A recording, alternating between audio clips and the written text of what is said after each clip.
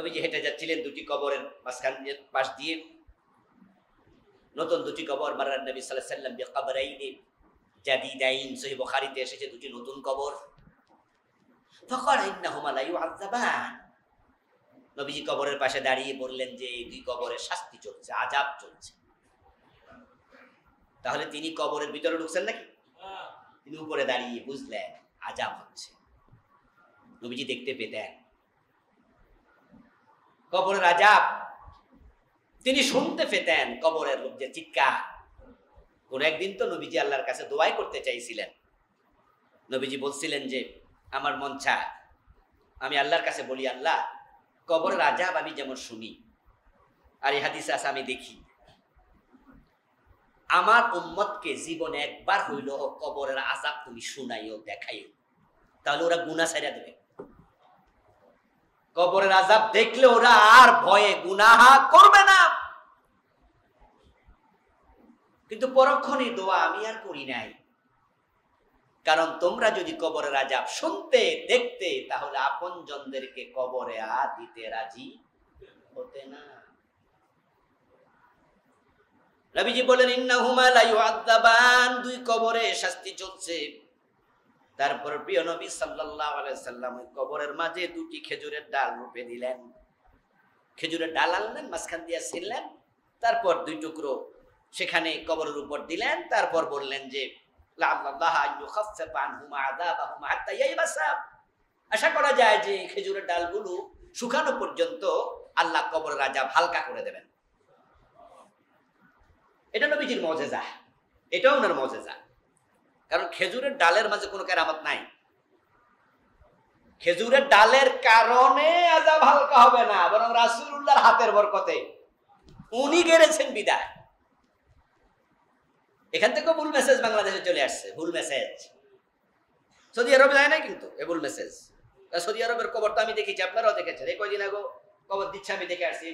কয়দিন হজে গেলাম, মসজিদে আপনার বাকি গোরস্থানে ঘুরতে গেলাম, দেখলাম যে কবর দিচ্ছে। প্রতি ওয়াক্তেই কেউ না কেউ মারা জানাজা হচ্ছে। সেখানে কোনো খেজুরের ডাল দেখি নাই। কিন্তু বাংলাদেশে ভুল মেসেজ এই হাদিস থেকে এসেছে। আমাদের গ্রামে গঞ্জে মারা যাওয়ার পরে কবরের উপরে খেজুরের ডাল গেড়ে দেয়, এমন সিস্টেম কি আসেনি কোনো কোনো এলাকায়? আছে, আছে, আমাদের কুমিল্লা অঞ্চলে আছে। আমি থাকলে দেই না, আমি হাজির থাকলে বলি ওগুলো দরকার নেই, দেবেন না। এই হাদিস থেকে সৌদি আরবের লোকেরা মেসেজ পাইল না খেজুরের ডালা। খেজুর গাছকে সৌদি আরবে আমাদের সে কম নাকি? ওই তো খেজুর গাছের দেশ, তো ওরা ঢাল গাড়ে না কেন? নবীজি সাল্লাল্লাহু আলাইহি সাল্লাম সাহাবায়ে কেরামকে কবর দিয়েছেন। নবীজির জীবদ্দশা এরকম সাহাবী কি এক দুইজন মারা গেছে না শত শত? তো কয় কবরে ডাল গাড়ছে? রাসূলের তো 6 জন সন্তানই রাসূলের নিজের ইন্তেকালের আগে মারা গেল, শুধু ফাতেমা ছাড়া। 7 জন সন্তান, তো 4 জন মেয়ে 3 জন ছেলে। তো রাসূল কি নিজের মেয়ের কবরে ডাল গাড়ছে? অন্য সাহাবীর কবরে? শুধু একদিন ও আযাব চলছে। সেদিন আল্লাহ হয়তো নবীকে বলছেন, হুজুর এই কাজটা করেন, আপনার উসিলা আযাব কমাই দেব। এটা এক্সেপশনাল ম্যাটার ছিল, এটা ভিন্নতা। নবীজি 100 কবর দিছে ধরেন, 99টাতে খেজুর ডাল গাড়ে নাই, একটাতে গাড়ছে। এখন আমাদের জন্য সুন্নাহ কি একটা না 99টা? নবীজি জীবনে একবার দাঁড়ায় ফসরাব করছে, এমন হাদিস আসেনি? আছে, মাশাআল্লাহ। বলো বলো আলেম দেখে আমার জন্য তিরমিজিতে আছে। আতান নবী সাল্লাল্লাহু আলাইহি ওয়াসাল্লাম সুবাতাতা কওম ফাবালা আলাইহা কায়মান। নবীজি দাঁড়ায় ফসরাব করছে একদিন। এখন এই হাদিস পাইয়া কি আপনারা দাঁড়ায় ফসরাব শুরু করে দেবেন? কারণ নবীজির অভ্যাস কি দাঁড়ায় ফসরাব করা ছিল? নিয়মিত যাহা করে এটা হলো সুন্নাহ, হঠাৎ করে যেটা করে এটা ব্যতিক্রম। তো নবীজি কবর দিতেন সাহাবাদেরকে, সবার কবরে খেজুরের ডাল গাছছে, তাহলে গাছছে কয়দিন? তো সুন্নাহ কি এটা না এগুলা? বাংলাদেশের ইসলামটা যে কি ঝামেলাপূর্ণ বুঝাই কঠিন।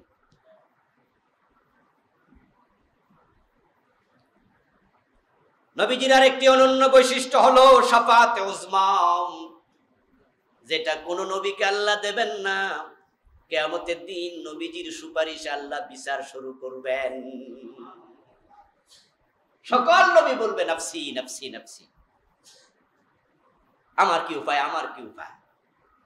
নবীজি বলবেন যে না, আমি এটা বলবো না, আখিরু লাহু সাজিদা, আমি সিজদায় পড়ে যাব। আল্লাহ আমাকে বলবে ইয়া মুহাম্মদ ইরফা রাসাক কুল তুসমা সাল তুতা ইশফা তুশফা, আপনি যা বলুন বলুন শুনবো, যা অনুরোধ করেন সুপারিশ করেন সেটা রাখবো। নবীজি তখন বলবেন যে আল্লাহ আমার উম্মতের কি হবে? আল্লাহ আমি চাই যে মানুষগুলো কষ্ট না পাক, আপনি বিচার শুরু করেন। আল্লাহর নবীর সুপারিশ আল্লাহ বিচার শুরু করবেন। এর আগে হাসরের ময়দানে মানুষ খুব কষ্টে থাকবে, আল্লাহ বিচারই শুরু করবেন না। যারা জেলখানা গেছেন, রিমান্ডে ছিলেন, আর যারা যান নাই জেলখানা, রিমান্ড শুনেছেন, একটু উত্তর দিয়েন। জেলখানা ভালো না রিমান্ডে থাকা ভালো? রিমান্ডে থাকাটা কষ্টের। এই জন্য যারা রিমান্ডে হে মনে মনে ছুটতে চায় না, এই কয় না যে আল্লাহ আমার বাড়ি পাঠায় দাও, বরং এই কয় আল্লাহ আমার জেলে নাও। কারণ হে জানে যে রিমান্ড থেকে বাড়িতে পাঠায় না কেউ, তাড়াতাড়ি জেলে নাও, ওখানে একটু আরাম। হাসরের ময়দানে তো কষ্টের জায়গা হবে, সূর্য মাথার উপর, গরম ঘাম গুলো, উত্তপ্ত গরম পানি ফুটতে থাকবে টকবক করে করে। 50,000 বছর 2 কদম নাড়তে পারবেন না। এই কঠিন সময় নবীজি বলবে আল্লাহ সবাই কষ্টে আছে, আপনি একটু বিচার শুরু করে দেন। এটার নাম শাফাআতে উজমা, শাফাআতে কুবরা। এটা একমাত্র নবী মুহাম্মদ সাল্লাল্লাহু আলাইহি ওয়াসাল্লামকে আল্লাহ দেবেন। সুবহানাল্লাহ। আরেকটা হচ্ছে মাকামে মাহমুদ, ওয়াবআসহু মাকামান মাহমুদান আল্লাযী ওয়া'আদতা ইন্নাকা লা তুখলিফুল মিয়াদ। আমরা দোয়া করি আযানের পরে, ফাতাহাজ্জাদ বিহি নাফিলাতান লাক আসা আন ইয়াবআসাকা রাব্বুকা মাকামান মাহমুদা। নবীজি বলছে হাসরের দিন আল্লাহ তাআলা একটি প্রশংসার চেয়ার বানাবেন तमाम মানুষের মাঝে। সুবহানাল্লাহ, কত হাজার লক্ষ কোটি জনতা, আদম থেকে ঈসা আলাইহিস সালাম পর্যন্ত সব নবী হাজির থাকবে আল্লাহর সামনে। আল্লাহ একটা চেয়ার বানাবেন, এটার নাম দেবেন প্রশংসার চেয়ার। শুধুমাত্র সব মানুষের মাঝে একজনকে সে চেয়ারে আল্লাহ বসাবেন, তারপরে বিচার শুরু করবেন। আশা করা যায় সে ব্যক্তি হবে আমি নবী মুহাম্মদ সাল্লাল্লাহু আলাইহি ওয়াসাল্লাম। অনন্য বৈশিষ্ট্য। এরপর রাসূল বলছেন যে আল্লাহ আমাকে 6টি বৈশিষ্ট্য দিয়েছে। ফুদ্দিলতু আলাল আম্বিয়া বিসিত্তিন, এক হাদিসে 6টা। অতীতু জাওয়ামিয়াল কালিম, নবীজি বলে আমি অতি সংক্ষেপে অনেক বড় বড় কথাকে বলে ফেলতে পারি। ভাষার দক্ষতার দিক থেকে নবীজি ছিলেন একবারে পুরা আরবের মাঝে এক নাম্বার। রাসূল নিজে বলেছেন আফসাহুল আরব, আনা আফসাহুল আরব। নবীজি কোন স্কুলে পড়ছে? কোন মাদ্রাসা? কোন মানুষের কাছে? না, তিনি উম্মি নবী, নিরক্ষর ছিলেন, লিখতে জানতেন না।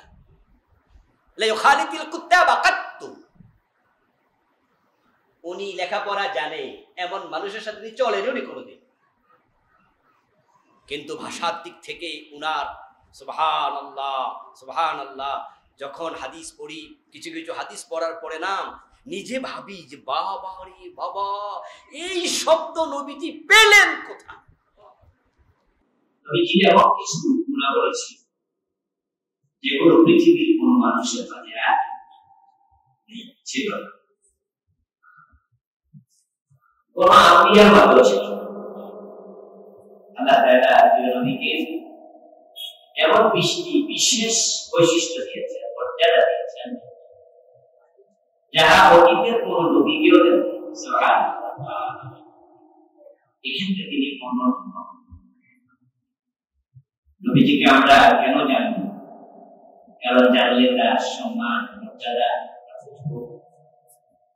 এবং তাকে যেভাবে ইহতিরাম করা দরকার সেভাবে আমরা করতে সক্ষম। না জানলে মানা যায় না, বোঝা যায় না। এজন্য যে কোনো বিষয় আগে জানা উচিত। রাস্তায় গাড়ি নষ্ট হয়ে গেল,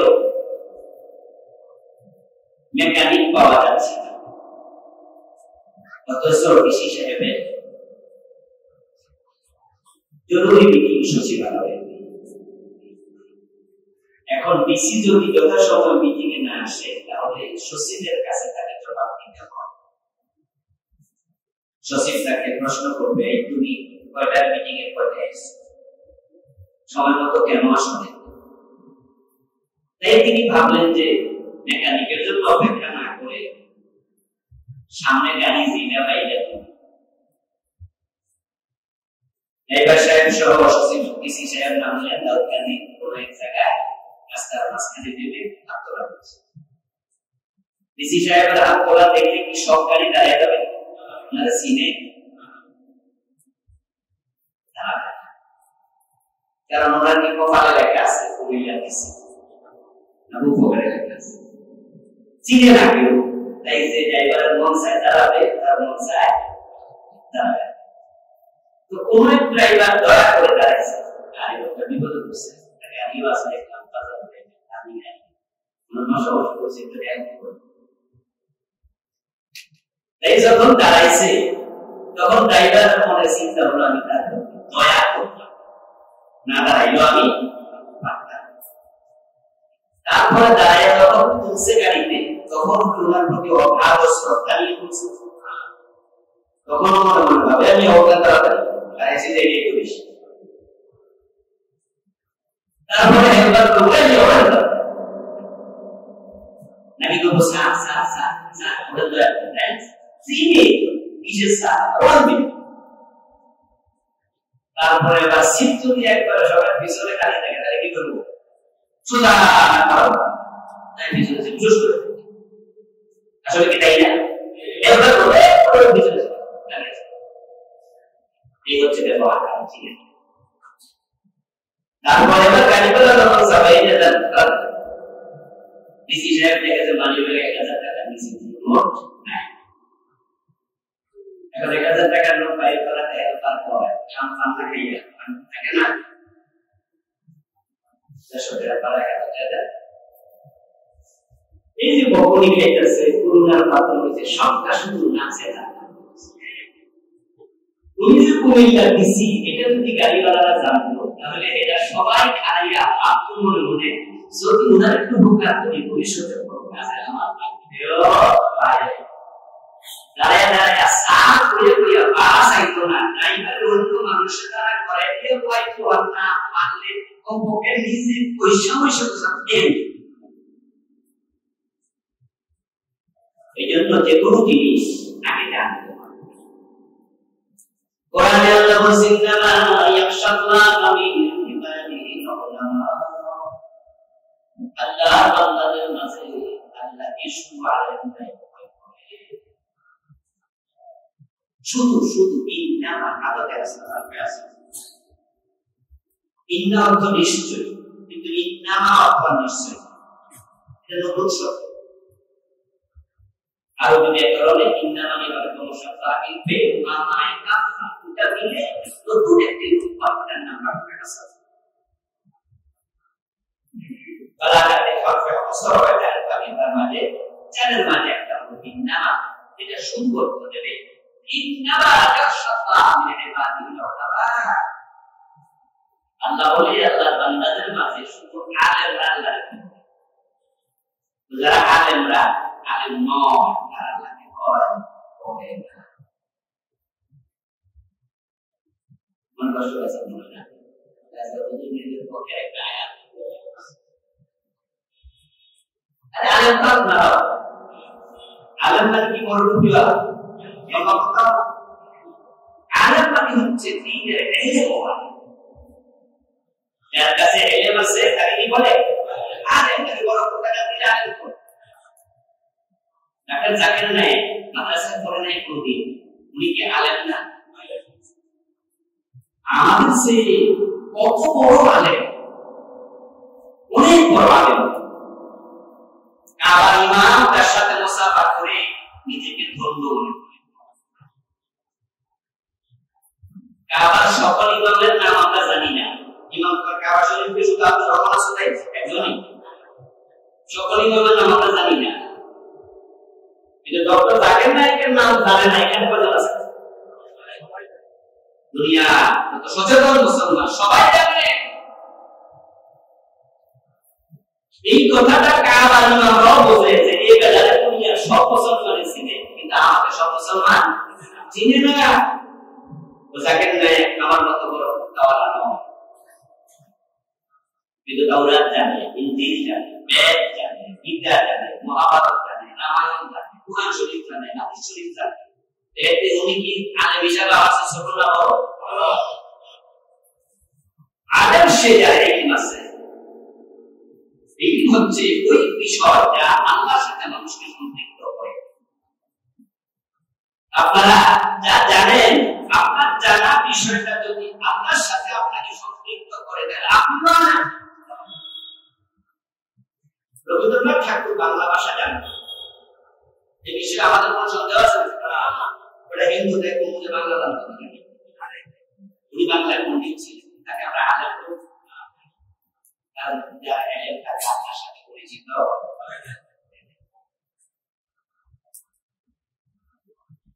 প্রিয় ভাই, আল্লাহ বলছেন যে শুধু আলেমরা আল্লাহকে ভয় করে, অর্থাৎ আল্লাহকে সেই তো ভয় করবে যারা আল্লাহর ব্যাপারে এলেম আছে। এবার বলুন তো সবাই এলেমকে সমান? এলেম কম বেশি। এই জন্য যারা এলেম আল্লাহর ব্যাপারে যত বেশি, সে আল্লাহকে ভয় করে।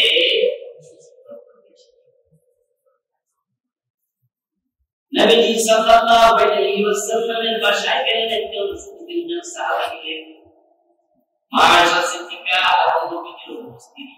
যারা প্রশ্ন করলেন, রাসূলুল্লাহ, পারিবারিক জীবন, জাতীয় জীবন, ঘরোয়া জীবন সম্পর্কে আসছে। ঘরোয়া জীবন আমরা তো বাইরেটা দেখি, কিন্তু ঘরে যে 6 ঘন্টা ঘুমায়, একান্তে থাকে, রাসূলের তো ঘরোয়া জীবনটাও ইসলাম। নবীজির কথা ইসলাম, কাজ ইসলাম। নবীজি সাল্লাল্লাহু আলাইহি ওয়াসাল্লাম যদি কোনো কাজ সুখ করে থাকতেন, মানুষ করতো, উনার সুখ থাকার নাম ইসলাম। সুবহানাল্লাহ, উনি জীবন তো ইসলাম। এই জন্য সুখ থাকাও হাদিস বলে, এটার নাম হাদিস কাউলি। বললে বলে হাদিসে কাউলি, আর কোন কাজ করলে এটার নাম হাদিসে আমলি। আর যখন তিনি চুপ করে থাকতেন, এটার নাম হাদিসে তাকরীরি। এটাও হাদিস, এটা ইসলাম। তো নবীজি স্ত্রীরা বললেন যে নবীজি যখন রাতের বেলায় করে আসেন, তখন তিনি এশারের নামাজ পড়ে উনি ঘুমিয়ে যান।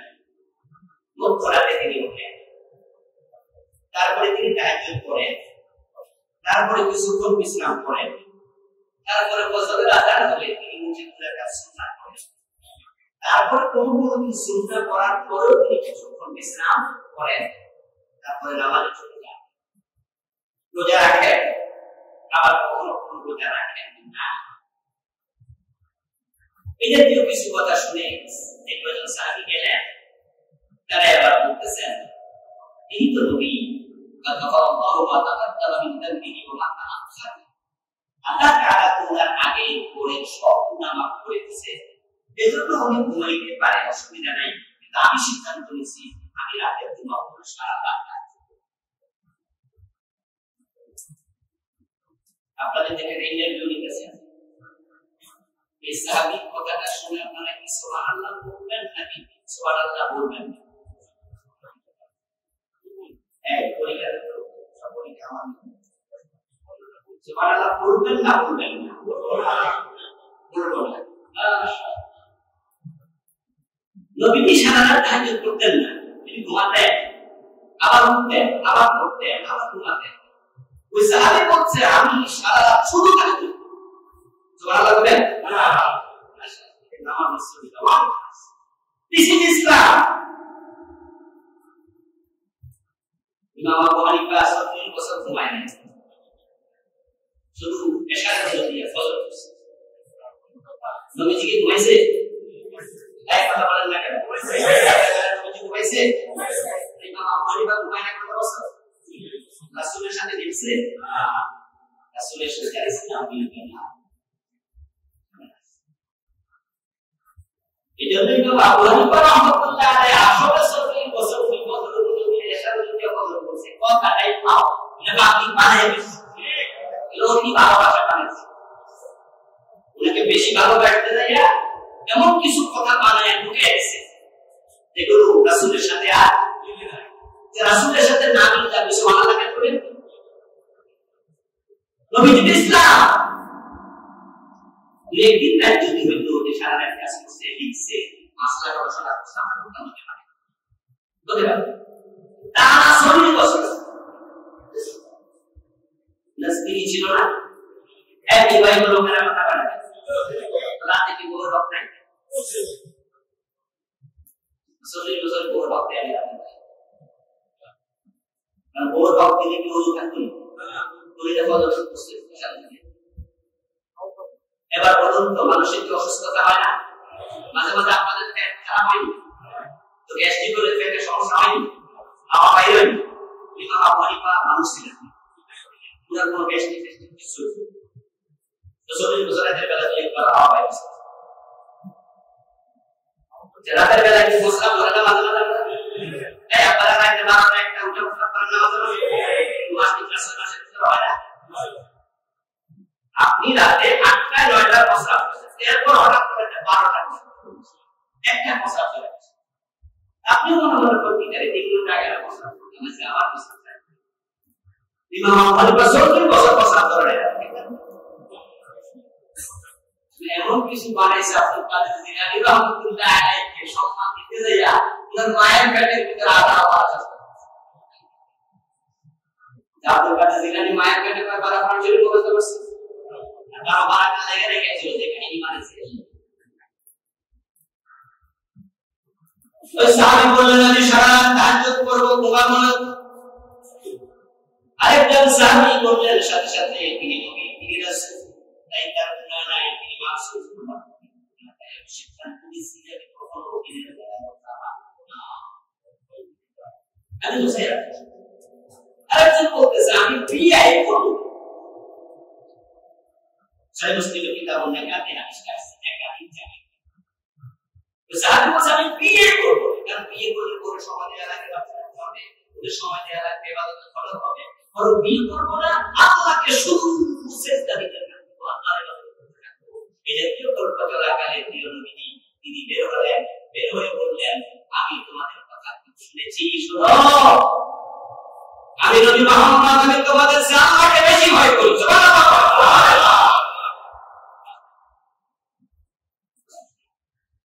আমি আল্লাহকে সবচেয়ে বেশি জানি সবচেয়ে বেশি মানি সবচেয়ে বেশি ভয় করি তারপর আমি কি তারপর আমি ঘুমাই তারপর মাঝে মাঝে বোঝা আমি খাই আর তোমরা আমার সে আরো বড় কথা কি হয়ে যাবে নবীজি ধমক দিলেন এবং ওই যে সাহাবী বলছে বিয়ে করবো না নবীজি তখন বললেন যে বাবা সুন্নাতি আমার ভাবে বলছে তুমি কোন লোকটাকে হয়েছো বিয়া জীবনে বিয়ে করবে না আমি তো বিয়ে করছি বিবাহ আমার সুন্নাত যে আমার সুন্নার বাইরে চলে যা সে আমার উম্মত এজন্য হুজুরের কথা শুনেছে ভালো লাগবে আমাদের দেশের শ্রোতারা অনেক উপভোগ করছে আলহামদুলিল্লাহ আমি এখানে সৌভাগ্যবান যে আমার কিছু শ্রোতা দেওয়ানবাগের পীর সাহেব মরে গেছে উনি বক্তৃতা দিচ্ছেন তার শ্রোতাদের সামনে যে তোমরা এই চেয়ারে যাকে এখন বসা দেখছো আর সেখানে তাকে দেখতে পাবো উনার সব শ্রোতারা বসে সুবহান আর বন্ধু প্রশ্ন করছে কথা কি ক্লিয়া শ্রোতারা ওখানে কি বক্তা কি শ্রোতা সব ক্লিয়ার উনার একটা আলোচনা ভিডিওতে এখনো আছে আপনারা পাবেন অনলাইনে উনি বলছে রাসূলুল্লাহ নে মা ফাতেমা কানে বিয়ে করছে আপনারা কি ভাষা শুনছেন না কেউ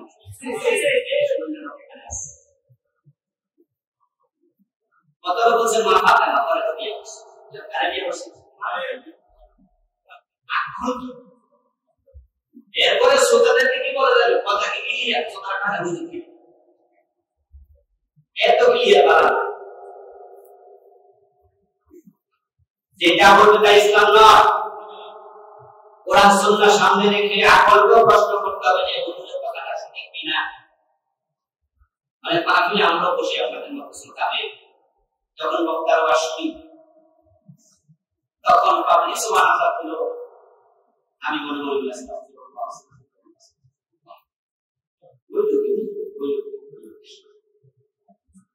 সকল সুবহানাল্লাহ কারণ তার বিষয়ে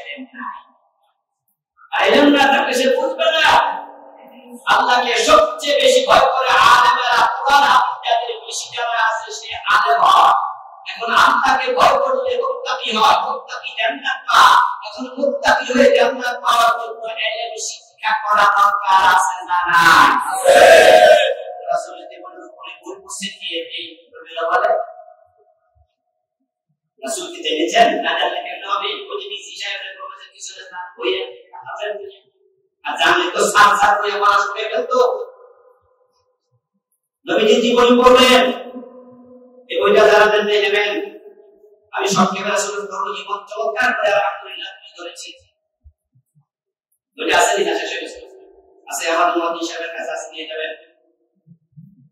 আমরা পড়ি, পড়ার কোনো শেষ নাই, পড়া চলবে মৃত্যু হবে। আল্লাহর কাছে দোয়া করি আল্লাহ ছাত্র রেখে মৃত্যু দিন। যে শিখে যে পড়ে সেই তো ছাত্র নাকি? একজনের কাছ থেকে শুনে ভালো লাগে না, পড়ে না, শিখে আর পড়ে।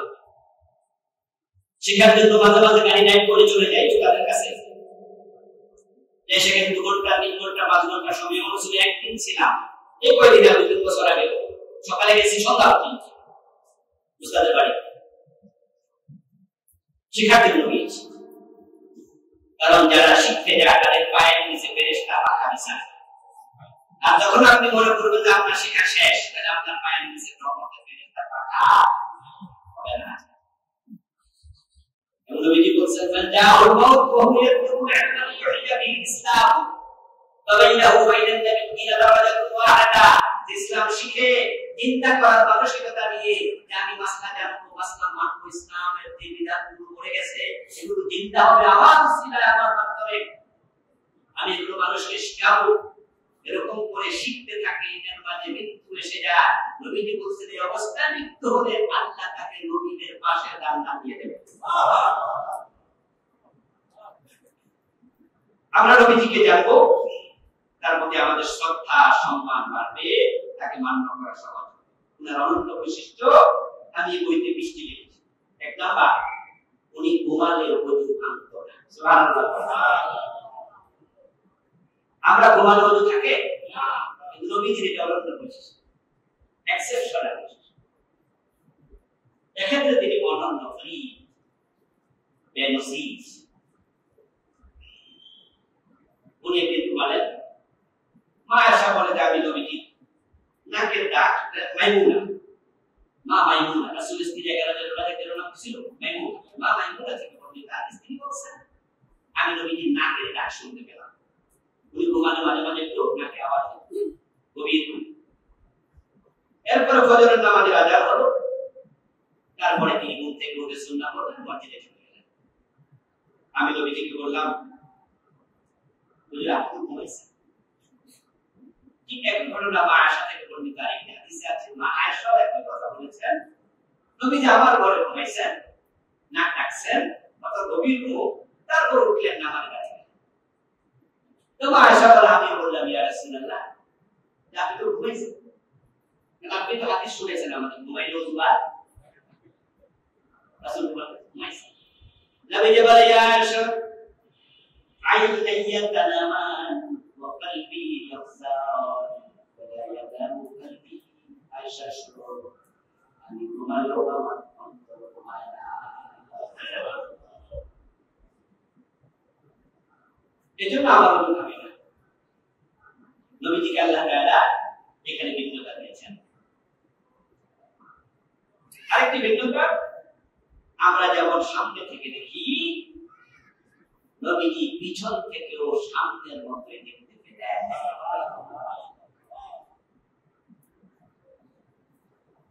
নবীজি একদিন বলছেন আপনি মুসলিম ফেলে আবার মুখান কাসানি নামাজে দাঁড়ালেন, পিছনে সাহাবারা দাঁড়ালেন, তাদের কাতারগুলো সোজা হয় নাই, একটু আঁকা বাঁকা।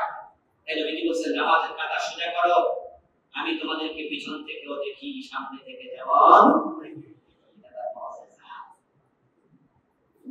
এবং তিনি বলেছেন যে তোমরা যখন নামাজের মাঝখানে কাতারে ফাঁকা রাখো, তখন আমি দেখতে পাই, আমি তো পিছন থেকে দেখি, আমি দেখতে পাই তোমাদের নামাজের ফাঁকা জায়গাতে শয়তান এসে বকরির বাচ্চার মতো সুরত করে দাঁড়ায় থাকে। ওই ফাঁকা জায়গা কি দ্বারা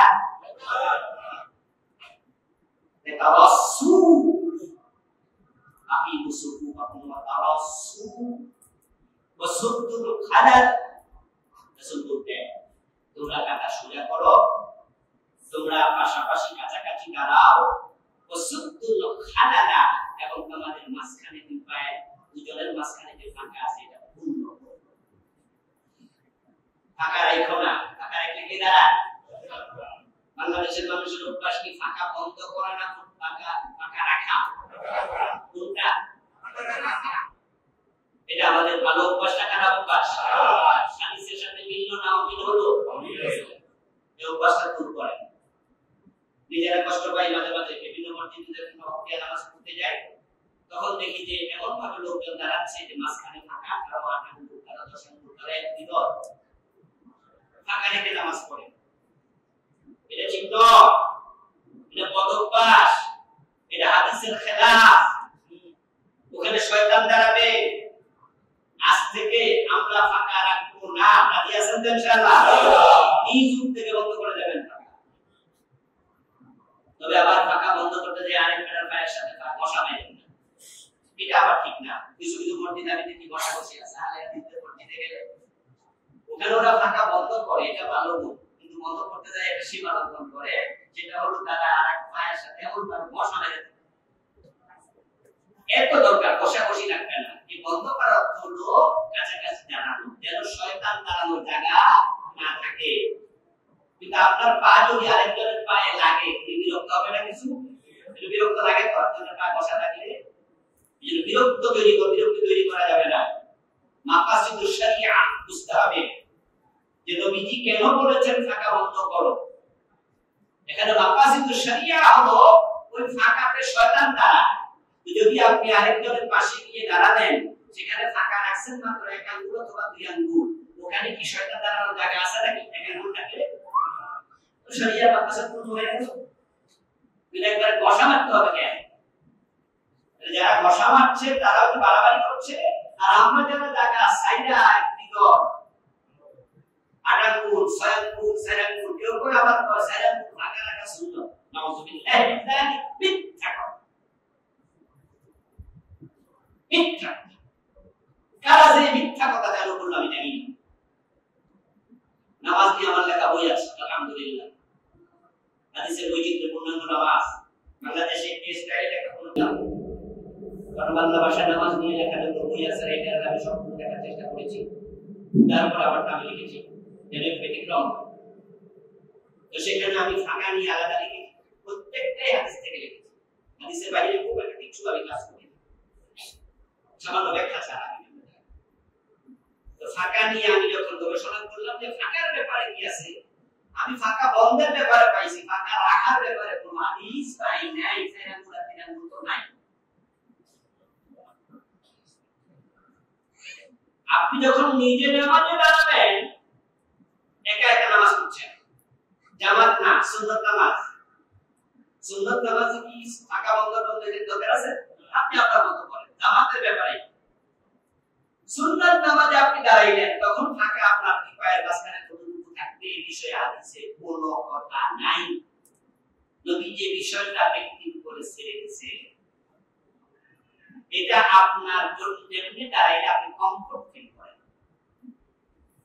কিন্তু এখানে আমরা মাসলা বানাইছি না, ব্যক্তি নিজের পায়ের মাঝখানে সেরামগুলো, এই সেরামগুলো আপনি পাইলেন না, হাদিসে তো নাই, আপনি বানাইলেন। যে সমস্ত ভাইদের নাম একটু মোটা, এটা কি সেরামগুলো নিতে পারবো? যদি কষ্ট আনে তাহলে বেটা কি লম্বা নামাজ পড়তে পারবো? বিরক্ত লাগবে, কিছুক্ষণ পরে সে নিজে অস্থির হয়ে যাবে। এই জন্য নবী সাল্লাল্লাহু আলাইহি ওয়াসাল্লাম ব্যক্তি নামাজে দাঁড়াবে কতটুকু ফাঁকা থাকবে এই বিষয়ে তিনি কিচ্ছু বলেননি। এই জন্যই বলেন নাই যে যেভাবে দাঁড়াইলে কমফর্ট সেভাবে দাঁড়াও। কিন্তু জামাতে যখন দাঁড়াবে তখন তুমি অন্য দলের মাঝখানে তোমার মাঝখানে ফাঁকা রেখো না, রাখলে এখানে শয়তান দাঁড়াইয়া যাবে। নবীজি বলতেন আমি পিছন থেকে দেখি, এটা রাসূলুল্লাহর মুজিজা, এটা অনন্য চরিত্র, অনন্য বৈশিষ্ট্য। 3 নাম্বার, নবীজি সাল্লাল্লাহু আলাইহি ওয়াসাল্লামের আরেকটি চমৎকার গুণাবলী, সেটা হচ্ছে ওনার ঘামের মাঝে মিশকের চেয়ে বেশি সুগন্ধ ছিল। পৃথিবীর সবচেয়ে দামি আতর কোনটা? মিশক আতর। মিশক এর চেয়ে সুগন্ধ দামি আর আতর নেই।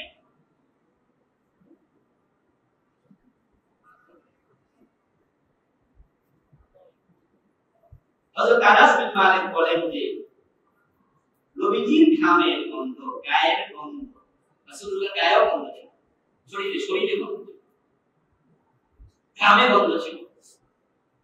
আমাদের শরীরের গন্ধ, ঘামের গন্ধ আমাদের আছে, তবে আমাদের ঘামের গন্ধটা মাঝে মাঝে একটু বিরক্তিকরই হয়। আমরা স্প্রে করা লাগে, কারো কারো ঘামে একটু দুর্গন্ধ হবে। আর বিশেষ করে বগলের নিচে তো ঘাম হলে সেখানে একটু খারাপ গন্ধ হবে, ব্যালেন্সিং থাকবে। আনাস বলেন মা শামিমতু আম্বারান কাত্তু ওয়ালা মিসকা ওয়ালা শাইআন আতিয়াবা মিন রিহি রাসূলিল্লাহ সাল্লাল্লাহু আলাইহি ওয়াসাল্লাম। আমি মিসকে আম্বার সহ দুনিয়ার যত গন্ধ আমি পেয়েছি, আমি নিজে কাজ করেছি, গন্ধ নিয়েছি, আমি নবীর গায়ের গন্ধ, ঘামের গন্ধ,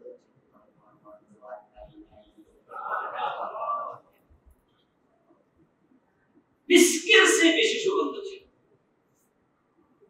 আনাসের মা উম্মে সুলাইম, আনাস বলতেছে নবীজি ঘুমাচ্ছিলেন,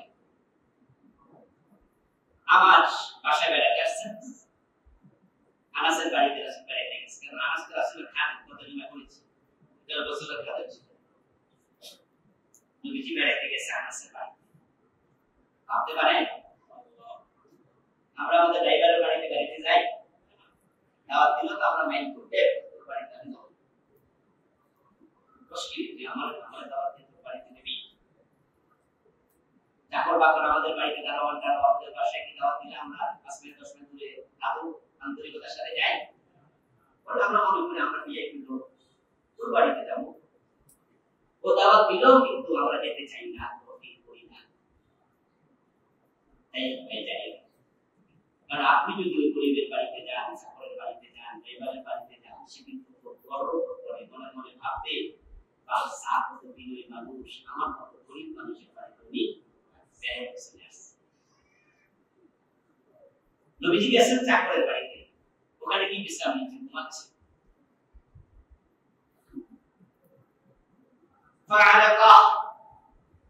তখন তো আর আজকের মতো এই ফ্যানও ছিল না, আইসিইউ ছিল না, সৌদি আরবের গরম তো বোঝেনি। নবীজি ঘুমের মাঝে করবা গা থেকে ঘাম বের হতো। وجاءتهم بمقارورة فجعلت تسلط العرق فيها। আনাস রাদিয়াল্লাহু তাআলা বলেন আমার মাকে দেখলাম, মা একটা শিশি বোতল নিয়ে আসছে, বোতল নিয়ে এনে আস্তে করে বোতলের মধ্যে আসছে ঘাম, আস্তে আস্তে শিশি মুখে রেখে শিশির মাঝে দেওয়া শুরু করেছে। فاستيقظ النبي صلى الله عليه وسلم। মেহমানে প্রিয় নবীজি ঘুম ভেঙে গেল। তিনি ঘুম ভেঙে দেখেন যে আনাসের মা বোতলের চিপি দিয়া ওনার ঘাম সংগ্রহ করে করে বোতলে জমাচ্ছে। তিনি তখন বলে যে উম্মে সুলাইম হাদাতি তাসনাই, উম্মে সুলাইম তুমি কি করতেছো, আমার ঘাম তুমি বোতলে ঢুকাচ্ছ কেন? আলা হাদা আবু আজআলু বিদিবিনা হুয়া মিন আতিয়াবি তাইব। হুজুর আমাদের ঘরে কিছু সুগন্ধ আছে, কিছু আতর আছে, আপনার ঘাম আতরে মিশাতে চাই, আতরের গন্ধ আরো সুন্দর হয়ে যাবে।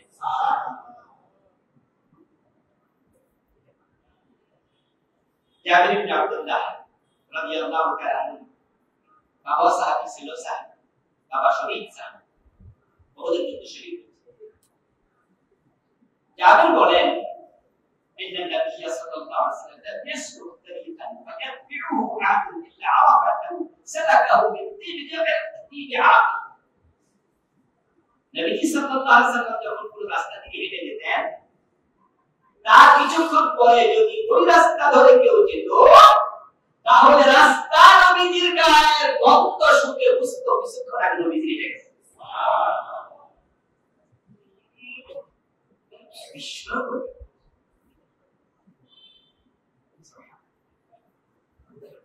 নবীজির অন্য বৈশিষ্ট্যের মাঝে আরেকটি বৈশিষ্ট্য হচ্ছে তিনি মাটির উপর থেকে কবরের আযাব মাটির নিচে চলছে কিনা দেখতে পেতেন।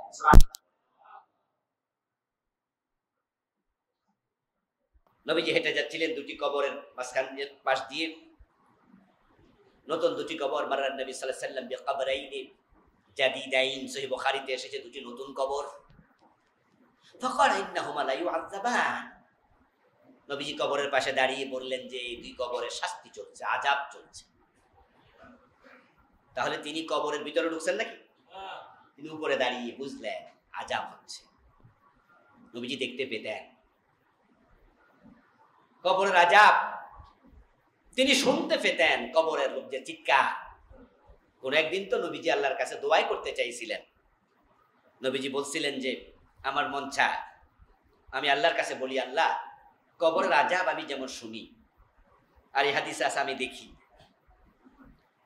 আমার উম্মতকে জীবনে একবার হইল কবরের আযাব তুমি শুনাইও দেখাইও, তাহলে ওরা গুনাহ ছাইড়া দেবে।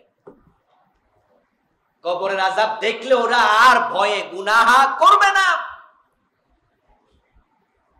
কিন্তু পরক্ষণে দোয়া আমি আর করি নাই, কারণ তোমরা যদি কবরের আযাব শুনতে দেখতে তাহলে আপনজনদেরকে কবরে দিতে রাজি হতে না। নবীজি বলেন ইন্নাহুমা লা ইউআযাবান, দুই কবরে শাস্তি চলছে। তারপর প্রিয় নবী সাল্লাল্লাহু আলাইহি সাল্লাম ওই কবরের মাঝে দুটি খেজুরের ডাল রূপে দিলেন।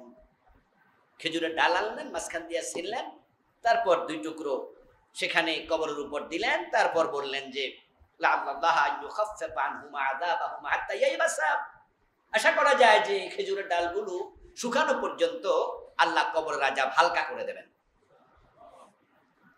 এটা নবীজির মুজিজা, এটাও ওনার মুজিজা। কারণ খেজুরের ডালের মাঝে কোনো কেরামত নাই।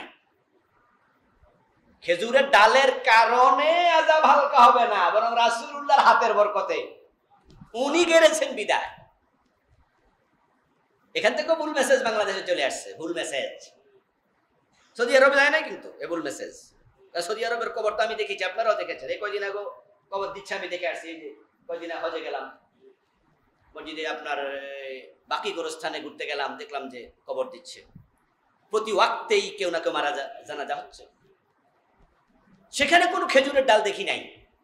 কিন্তু বাংলাদেশে ভুল মেসেজ এই হাদিস থেকে এসেছে। আমাদের গ্রামে গঞ্জে মারা যাওয়ার পরে কবরের উপরে খেজুরের ডাল গেড়ে দেয়, এমন সিস্টেম কি আসেনি কোনো কোনো এলাকায়? আছে, আছে, আমাদের কুমিল্লা অঞ্চলে আছে। আমি থাকলে দেই না, আমি হাজির থাকলে বলি ওগুলো দরকার নেই, দেবেন না। এই হাদিস থেকে সৌদি আরবের লোকেরা মেসেজ পাইল না খেজুরের ডালা। খেজুর গাছ কি সৌদি আরবে আমাদের সে কম নাকি? ওই তো খেজুর গাছের দেশ, তো ওরা ঢাল গাড়ে না কেন? নবীজি সাল্লাল্লাহু আলাইহি সাল্লাম সাহাবায়ে কেরামকে কবর দিয়েছেন। নবীজির জীবদ্দশা এরকম সাহাবী কি এক দুইজন মারা গেছে না শত শত? তো কয় কবরে ঢাল গাড়ছে? রাসূলের তো 6 জন সন্তানই রাসূলের নিজের ইন্তেকালের আগে মারা গেল, শুধু ফাতেমা ছাড়া। 7 জন সন্তান, তো 4 জন মেয়ে 3 জন ছেলে। তো রাসূল কি নিজের মেয়ের কবরে ঢাল গাড়ছে? অন্য সাহাবীর কবরে? শুধু একদিন ও আযাব চলছে। সেদিন আল্লাহ হয়তো নবীকে বলছেন, হুজুর এই কাজটা করেন, আপনার ওসিলা আযাব কমাই দেব। এটা এক্সেপশনাল ম্যাটার ছিল, এটা ভিন্নতা। নবীজি 100 কবর দিছে ধরেন, 99টাতে খেজুর ডাল গাড়ে নাই, একটাতে গাড়ছে। এখন আমাদের জন্য সুন্নাহ কি একটা না 99টা? নবীজি জীবনে একবার দাঁড়ায় ফসরাব করছে, এমন হাদিস আসেনি? আছে, মাশাআল্লাহ। বলো বলো আলেম দেখি আমার জন্য। তিরমিজিতে আছে, আতান নবী সাল্লাল্লাহু আলাইহি ওয়াসাল্লাম সুবাতাতা কওম ফাবালা আলাইহা কায়বান। নবীজি দাঁড়ায় ফসরাব করছে একদিন। এখন এই হাদিস পেয়ে কি আপনারা দাঁড়ায় প্রস্রাব শুরু করে দেবেন? কারণ নবীজির অভ্যাস কি দাঁড়ায় প্রস্রাব করা ছিল? নিয়মিত যাহা করে এটা হলো সুন্নাহ, হঠাৎ করে যেটা করে এটা ব্যতিক্রম। তো নবীজি কবর দিতেন সাহাবাদেরকে, সবার কবরে খেজুরের ডাল গাছছে, তাহলে গাছছে কয়দিন? তো সুন্নাহ কি এটা না এগুলা? বাংলাদেশের ইসলামটা যে কি ঝামেলাপূর্ণ বুঝাই কঠিন।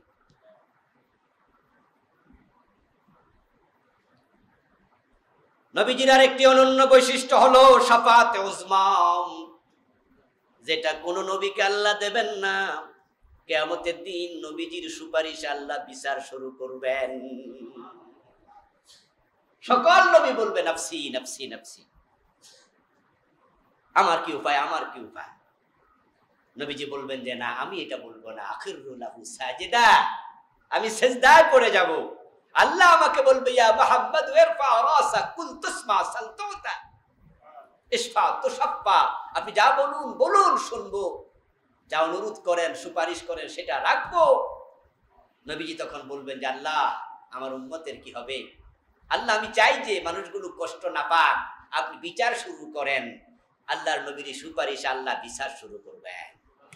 এর আগে হাসরের ময়দানে মানুষ খুব কষ্টে থাকবে, আল্লাহ বিচারই শুরু করবেন না।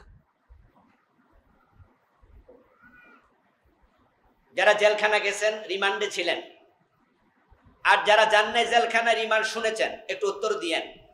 জেলখানা ভালো না রিমান্ডে থাকা ভালো? রিমান্ডে থাকাটা কষ্টের। এই জন্য যারা রিমান্ডে হে মনে মনে ছুটতে চায় না, হে কয় না যে আল্লাহ আমার বাড়ি পাঠিয়ে দাও, বরং হে কয় আল্লাহ আমার জেলে নেই। কারণ হে জানে যে রিমান্ড থেকে বাড়িতে পাঠায় না কেউ, তাড়াতাড়ি জেলে নাও, ওখানে একটু আরাম। হাসরের ময়দানে তো কষ্টের জায়গা হবে, সূর্য মাথার উপর, গরম ঘাম ঘুলু উত্তপ্ত গরম পানি ফুটতে থাকবে টকবক করে করে। 50,000 বছর 2 কদম নাড়তে পারবেন না। এই কঠিন সময় নবীজি বলবে আল্লাহ সবাই কষ্টে আছে, আপনি একটু বিচার শুরু করে দেন। এটার নাম শাফাআতে উযমা, শাফাআতে কুবরা। এটা একমাত্র নবী মুহাম্মদ সাল্লাল্লাহু আলাইহি ওয়াসাল্লামকে আল্লাহ দেবেন। সুবহানাল্লাহ।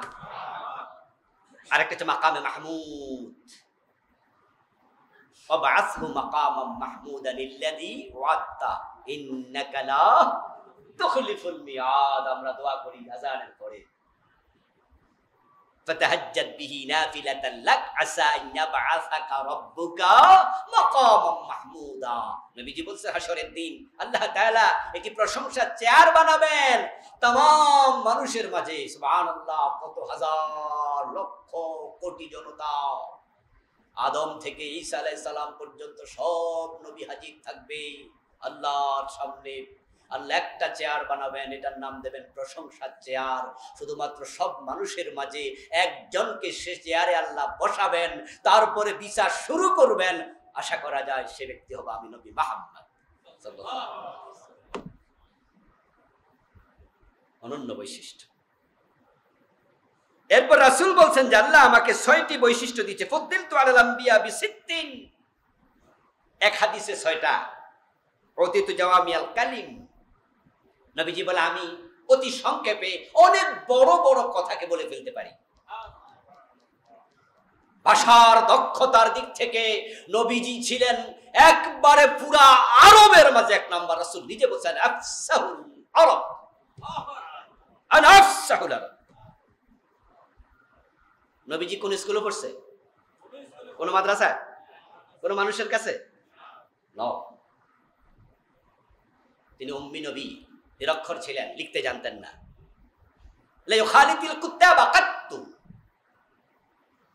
উনি লেখাপড়া জানে এমন মানুষের সাথে তিনি চলেনই উনি কোনোদিন, কিন্তু ভাষার দিক থেকে উনার সুবহানাল্লাহ সুবহানাল্লাহ। যখন হাদিস পড়ি, কিছু কিছু হাদিস পড়ার পরে না নিজে ভাবি যে বাবা রে বাবা, এই শব্দ নবীজি পেলেন কোথায়? দুনিয়ার কারো কাছে পড়লেন না, এটা মুজিজা। ওয়ানুসিতু বিররুব, রাসূল বলেন যে যুদ্ধের মাঠে আমি যখন যেতাম তখন আমার প্রতিপক্ষ কাফেররা নবী মুহাম্মদ এসেছে এটা শুনলে তারা ভয় পেয়ে যেত। আমাকে রব দিয়ে আল্লাহ সাহায্য করেছে। তাবুকের যুদ্ধে তো কাফেররা আসেই নাই, যেখানে রোমকদের 3 লক্ষ সৈন্য ছিল প্রস্তুত। রাসূল কিন্তু গিয়েছেন তাবুকে, তখন তারা আসেই নাই আর ভয়ে। উহিল্লাত লিল গানায়েম, যুদ্ধের পরে কাফেরদের যে মাল সম্পদ ওগুলোকে বলে গনিমত, এটা আমার জন্য হালাল। এর আগে কোন নবীর উম্মতের জন্য গনিমত হালাল ছিল না, এটা উম্মত মুহাম্মদের জন্য হালাল। ওয়া জুইলাত লিল আরদু তাহুরান ওয়া মাসজিদা, আরেকটা বৈশিষ্ট্য হচ্ছে আমার জন্য, আমার উম্মতের জন্য পুরা জমিনকে আল্লাহ পবিত্র বানায় দিয়েছে, মসজিদ বানায় দিয়েছে। মসজিদ মানে সেজদার জায়গা। এজন্য আমরা যখন যেখানে থাকি নামাজের সময় হয় ওজোর দেখাই না। এজন্য আমাদের দেশের কৃষক শ্রমিকেরা রাস্তার আইলে, ক্ষেতের আইলে দাঁড়ায় গামছা বিছায়া নামাজ পড়ে, ঠিক না? আমরা দেখি ক্ষেতের আইলে দাঁড়ায় নামাজ পড়ে, জায়গাটা পবিত্র হইলে। অন্য অন্য নবীদের ইবাদতের জায়গা নির্ধারিত ছিল, কিন্তু আমাদের তামাম দুনিয়াকে আল্লাহ ইবাদতের জায়গা বানাইছে। উরসিলতু ইলাল খালকি কাফা, আরেকটা বৈশিষ্ট্য, সব নবী এসেছে আঞ্চলিক, আর আমি তামাম দুনিয়ার। ওয়া খুতাবা বিন নবিয়্যুন, আরেকটা অনন্য বৈশিষ্ট্য, আল্লাহ নবুয়তের সিলসিলা আমার মাধ্যমে শেষ করছে, আমার পরে আর। রাসূলুল্লাহ 14তম বৈশিষ্ট্য, তিনি হবেন প্রথম জান্নাতে প্রবেশকারী। সুবহানাল্লাহ পড়ে। উনার আগে কোন নবী জান্নাতে ঢুকবে না, ফেরেশতা উনাকে কাউকে ঢুকতে দেবেই না। নবীজি গেলে, দরজা করাঘাত করলে ফেরেশতা ভিতর থেকে প্রশ্ন করবে, মান আনতা? ফাকুলু মুহাম্মদ, ফায়াকুলুল খাজিন বিকা উমিরতু আল্লা আফতাহ লি আহাদিন ক্বাবলাক ফাদখুলুল জান্নাহ ওয়া মাই ফুকারাউল মুমিনিন। নবীজি বলছে আমি দরজা আঘাত করব, ফেরেশতা প্রশ্ন করবে কে? আমি পরিচয় দেব আমার, তারপর দরজা খুলে বলবেন যে আপনার জন্য আদিষ্ট হয়েছিলাম, আপনার আগে যেন কাউকে জান্নাতে ঢুকতে না দেই, আসুন প্লিজ, ওয়েলকাম, মারহাবা, আহলান আহলান। রাসূল বলে আমি সবার আগে জান্নাতে ঢুকবো, আমার সাথে আমার গরিব উম্মতগুলা ঢুকবে। নবীর সাথে জান্নাতে যেতে চান? নবীর মতো আদর্শ ওনার জীবন গঠন করুন। নবী যে কোরআন দিয়ে দেশ চালাইছে, নবী যে কোরআনের বাইরে চলে নাই।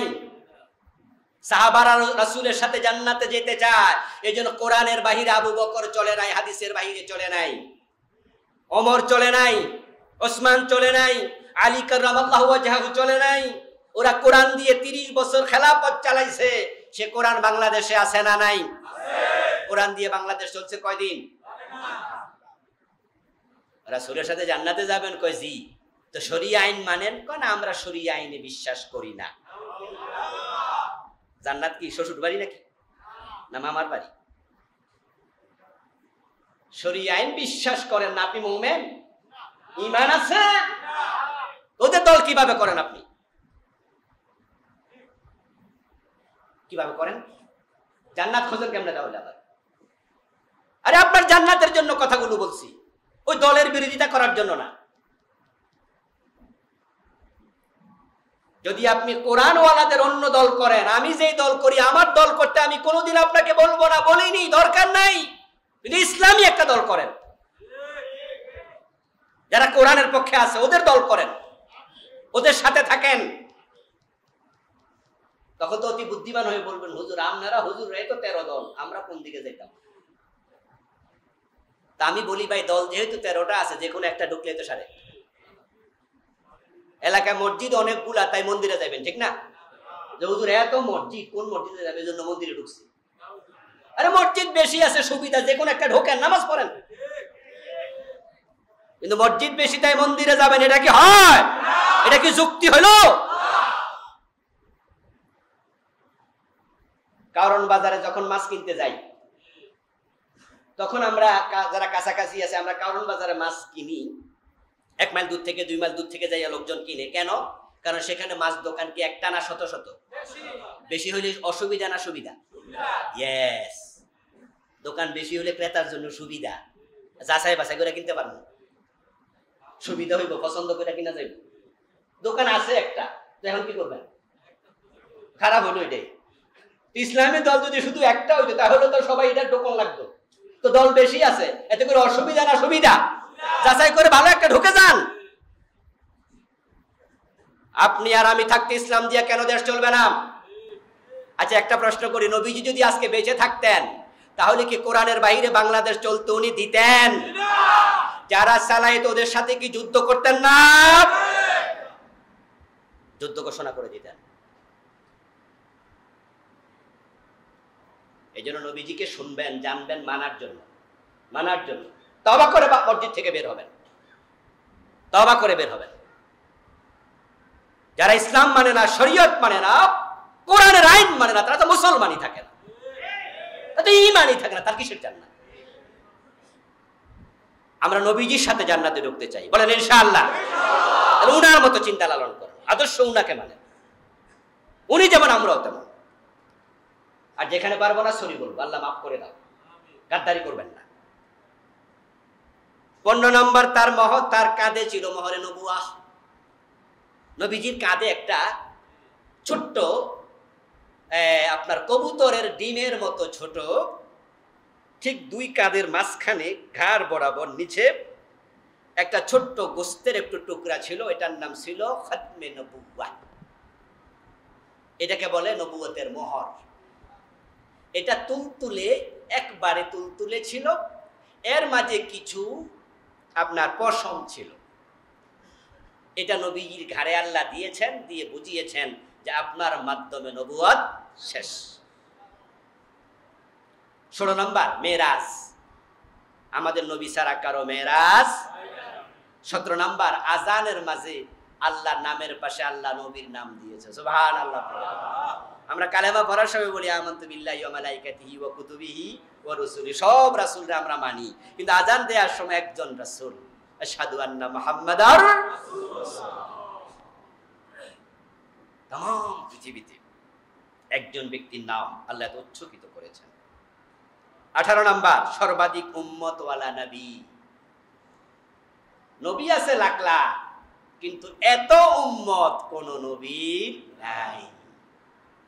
এজন্য বলছে ইন্নী মুকাসিরু বিকুমুল উমাম, এই আমার উম্মতেরা, তাজাওয়াদুল ওয়াদুদ ওয়াল ওয়ালুদ, ওই মেয়েদেরকে বিয়ে করো যে মেয়েরা সন্তান বেশি জন্ম দেয়।